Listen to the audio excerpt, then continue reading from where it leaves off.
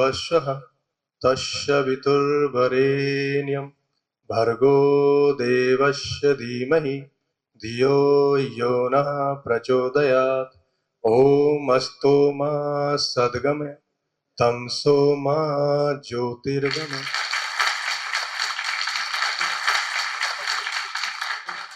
भारतीय शिक्षा बोर्ड की तरफ से आप सभी को प्रणाम है। भारतीय शिक्षा बोर्ड जो कि भारत सरकार द्वारा गठित और पतंजलि योगपीठ द्वारा संचालित एक ऐसी अद्वितीय संस्था है जिसके ध्येय है कि भारतीय संस्कृति, अध्यात्म, शास्त्रीय ज्ञान को आधुनिक शिक्षा के साथ जोड़ा जाए। ये केवल परीक्षा केंद्रित प्रणाली न रह के जीवन केंद्रित शिक्षा का सशक्त माध्यम बन पाए। हम इसके माध्यम से अच्छे वैज्ञानिक भी बनाए, अच्छे अनुसंधानकर्ता बनाए, खोजकर्ता बनाए, अर्थ जगत के जानकार बनाए, अच्छे शिक्षक बनाए, अच्छे राजनेता बनाए, आज अच्छे व्यापारी बनाए, साथ में एक अच्छा हम इंसान भी बनाए। इसकी प्राथमिक संकल्पना इस बोर्ड की है। ये बोर्ड विश्वास रखता है व्यक्ति निर्माण से, चरित्र निर्माण से, राष्ट्र निर्माण में। तो आइए ज्यादा समय व्यर्थ न गवाते हुए इस बोर्ड का जो भारतीयकरण है इसका विस्तृत मार्गदर्शन लेने के लिए हम आदरणीय डॉक्टर साहब को आमंत्रित करते हैं। एक बार जोरदार तालियों के साथ उनका स्वागत है, अभिनंदन। ओम सहना भवतु सहनो भुनक्तु सह वीर्यं करवावहै तेजस्विनावधीतमस्तु मा विद्विषावहै। ओम। मैं सर्वप्रथम भारतीय संस्कृति की सनातनता और शाश्वतता, जो विश्व की प्राचीनतम, समृद्धतम और वर्तमान में भी प्रवहमान संस्कृति है, उसको हृदय के अभ्यंतर से नमन करता हूं। मैं भारत की दिव्य प्राचीनतम शैक्षणिक प्रणाली और विराट गुरुकुलीय परंपरा को भी नमन करता हूं, जिसने पूरे विश्व में सर्वप्रथम सुव्यवस्थित, संगठित शिक्षा व्यवस्था का उद्भव किया था। World view of educational system जिस देश ने दिया, उस विराट गुरुकुल परंपरा को भी प्रणाम करता हूं। यहां पर उपस्थित सभी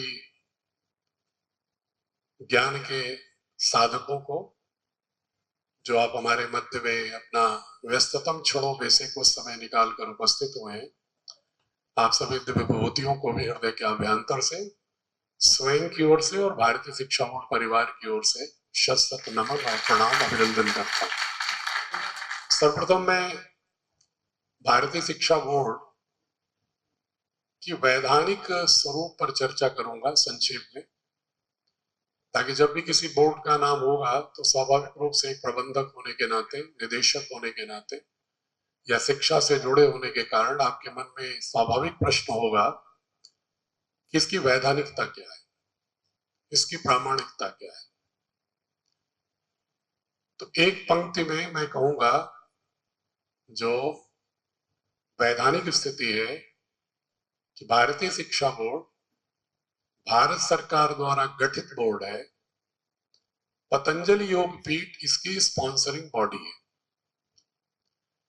क्योंकि बहुत ही सामान्य लोग रूप में कहने लगते हैं कि ये कोई प्राइवेट बोर्ड है। ये बोर्ड पूर्णतः भारत सरकार द्वारा गठित है। भारत सरकार के केंद्रीय मंत्री मानव संसाधन, उनकी अध्यक्षता में एक समिति थी जिसमें केंद्रीय विधि मंत्री भी थे,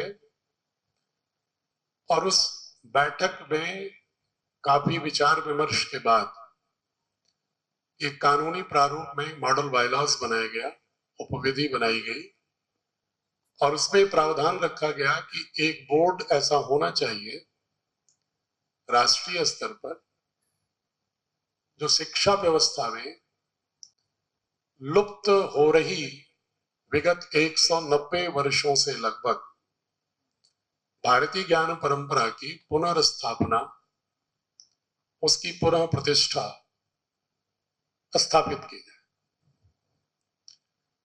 इस उद्देश्य से इस बोर्ड का एक मॉडल बायलॉज के तहत प्रारूप बना, लीगल फॉर्मेट, और एक्सप्रेशन ऑफ इंटरेस्ट आमंत्रित किए गए यूआई, जिसमें बहुत सारी संस्थाओं ने अपनी अपनी अर्हता का दावा करते हुए प्रस्ताव प्रस्तुत किया था कि इस तरह का बोर्ड चलाने के लिए हमें बोर्ड की अनुमति दी जाए।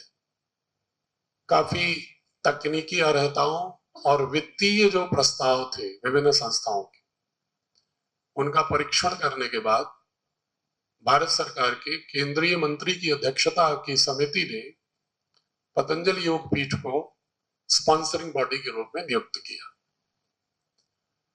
इसके दो कारण थे।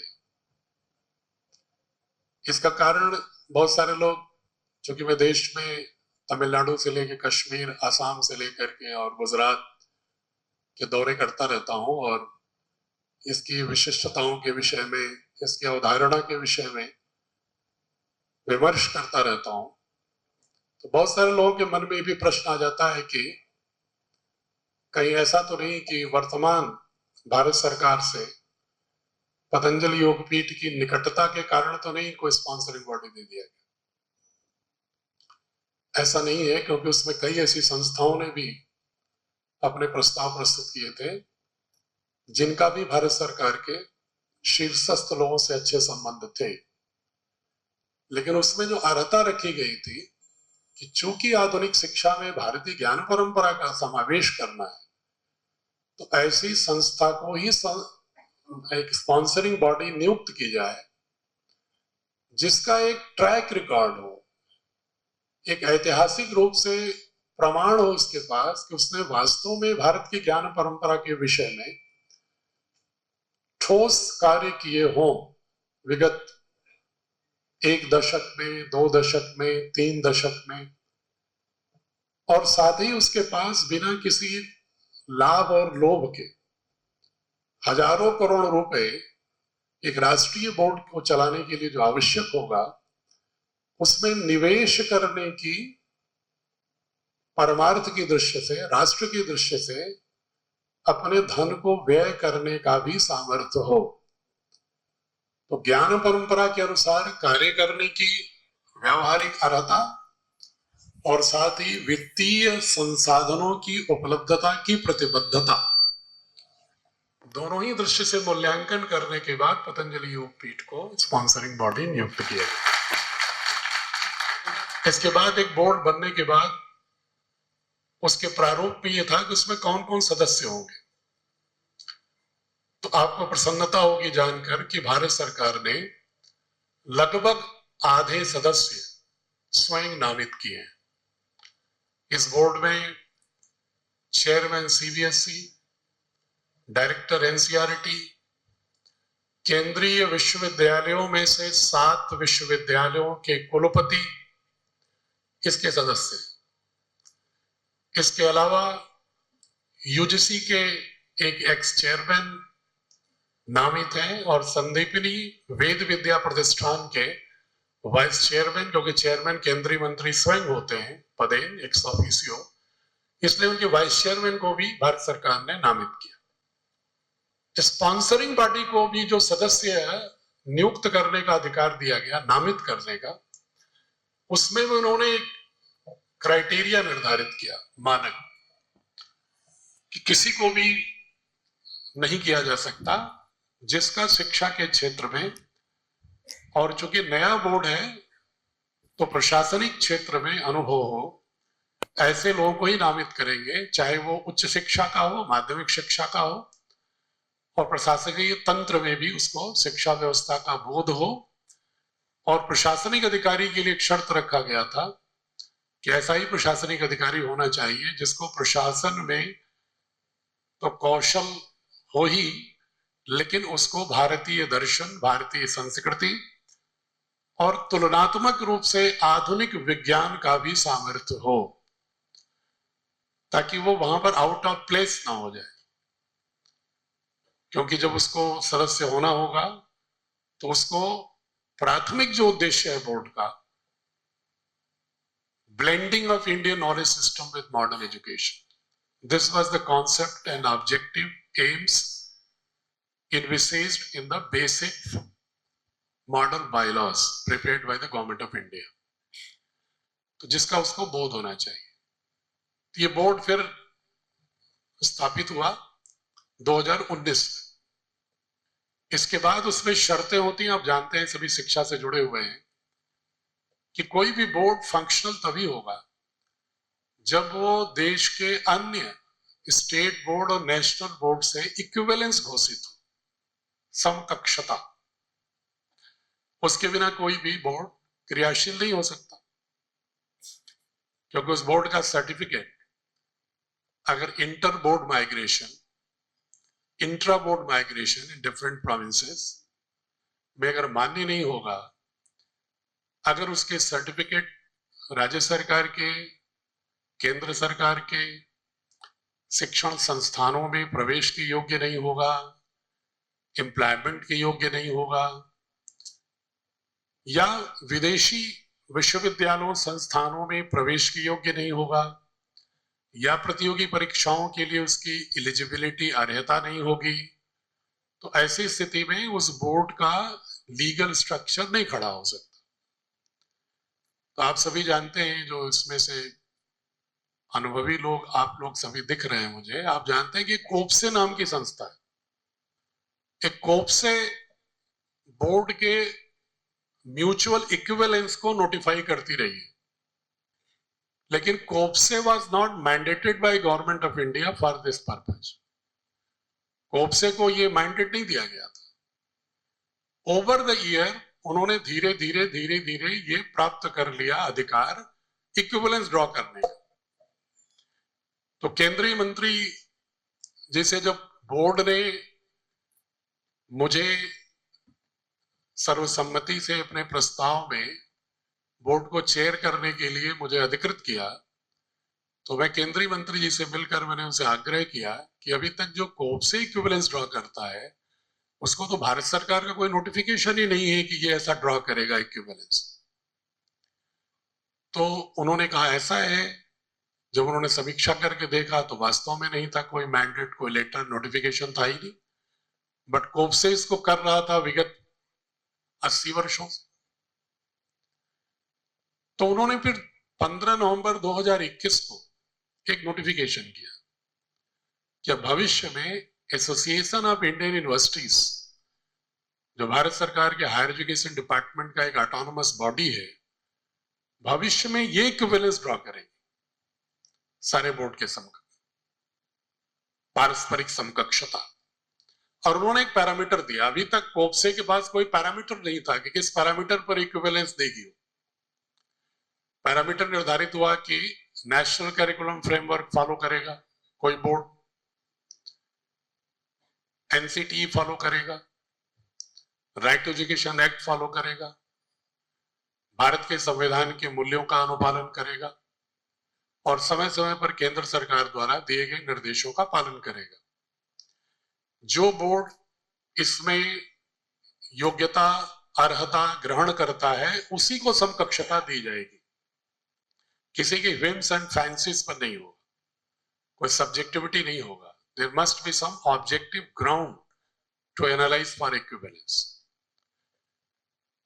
उसमें यह भी निर्धारित था कि जो भी बोर्ड अपना जो करिकुलम सिलेबस है, वो पहले, अगर नेशनल बोर्ड है तो गवर्नमेंट ऑफ इंडिया भी प्रस्तुत करेगा।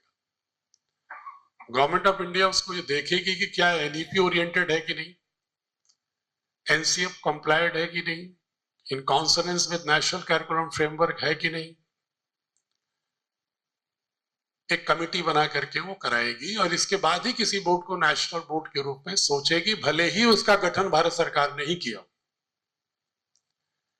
इस आधार पर एसोसिएशन ऑफ इंडियन यूनिवर्सिटीज में हम लोगों ने अपने आवेदन दिए, करिकुलम सिलेबस प्रस्तुत किया, पेडागोजिकल अप्रोच प्रस्तुत किया, मोड ऑफ असेसमेंट का मॉड्यूल प्रस्तुत किया, स्कूल कल्चर एंड एनवायरनमेंट प्रस्तुत किया। जब ये आश्वस्त हुए कि ये एनईपी की दिशा में ही बना हुआ बोर्ड क्रियाशील रहेगा, और जो नेशनल करिकुलम फ्रेमवर्क है उसका 100% पालन कर रहा है बोर्ड ये अपने करिकुलम सिलेबस और फंक्शनल ऑर्गन्स में, तब उन्होंने हमें, भारतीय शिक्षा बोर्ड को, देश के सभी राज्य बोर्ड और नेशनल बोर्ड के समकक्ष एक मुश्त एक ही पत्र के माध्यम से निर्गत कर दिया। यह निर्गत किया उन्होंने 3 अगस्त 2022 को। इसके बाद मैंने उनसे अनुरोध किया कि आपने तो दे दिया, लेकिन हर राज्यों में मुझे जाना पड़ेगा, क्योंकि हर राज्यों के अधिनियम में लिखा हुआ है कि कोप्से से है कि नहीं। जो राज्य स्तरीय अधिनियम या नियमावली बनी हुई है, उसमें उन्होंने कोप्से को अपने लीगल फ्रेमवर्क में जगह दे दिया है, लगभग हर राज्यों में, क्योंकि मैं हर राज्यों का अध्ययन किया वैधानिक स्थिति। तो उन्होंने कहा कि ठीक है, मैं एक पत्र जारी कर देता हूं सभी राज्य सरकारों के चीफ सेक्रेटरी को, एडिशनल चीफ सेक्रेटरी एजुकेशन को, प्रिंसिपल सेक्रेटरी एजुकेशन को, कि ये बोर्ड नेशनल बोर्ड है और भारत सरकार द्वारा गठित है।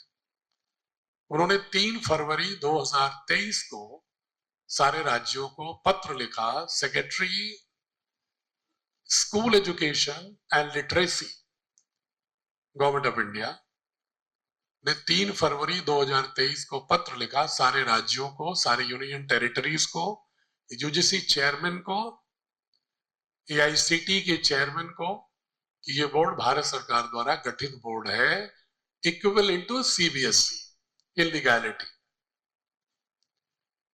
फिर भी हमने एहतियातन सारे राज्य सरकारों से भी निर्गत कराया, क्योंकि चूंकि मैं प्रशासनिक सेवा में रहा हूं तो मैं जानता हूं कि हर राज्य के जो जिला स्तरीय अधिकारी हैं या ब्लॉक स्तरीय अधिकारी हैं, वो जरूर मांग करेंगे कि हमारे राज्य से इस पर सर्कुलर जारी तो नहीं हुआ। तो ये हमारे विद्यालय से जो भी जुड़ेंगे हमारे बोर्ड से, उनके लिए समस्या होगी तकनीकी रूप से। इसलिए हमने हर राज्यों के माननीय मुख्यमंत्री, माननीय मुख्य सचिव और शिक्षा विभाग से संपर्क करके सर्कुलर भी जारी कराया, और उनके पोर्टल पर भी सीबीएसई और सीआईएससी के साथ साथ भारतीय शिक्षा बोर्ड का नाम हमने उस पर एग्जिबिट कराया, ताकि यह स्पष्टता हो जाए कि भारतीय शिक्षा बोर्ड एक national school education board setup bye government of India है। अगर आप उसकी वेबसाइट देखिए, भारत सरकार की स्कूल एजुकेशन एंड लिटरेसी की डिपार्टमेंट की, जिससे हमारा स्कूल एजुकेशन पूरे देश का निदेशित होता है, उसके वेबसाइट पर आपको सीबीएसई के साथ साथ आपको स्पष्ट रूप से भारतीय शिक्षा बोर्ड भी भारत सरकार द्वारा गठित नेशनल स्कूल एजुकेशन बोर्ड के रूप में उनकी वेबसाइट पर भी प्रदर्शित है।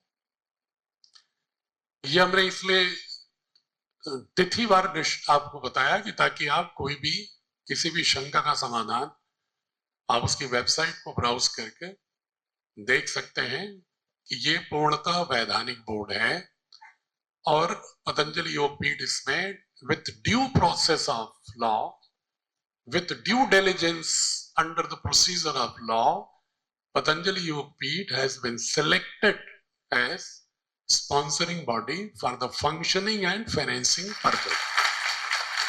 ये इसकी वैधानिक स्थिति। दूसरी स्थिति में बताना चाहूंगा कि अवधारणा क्या है।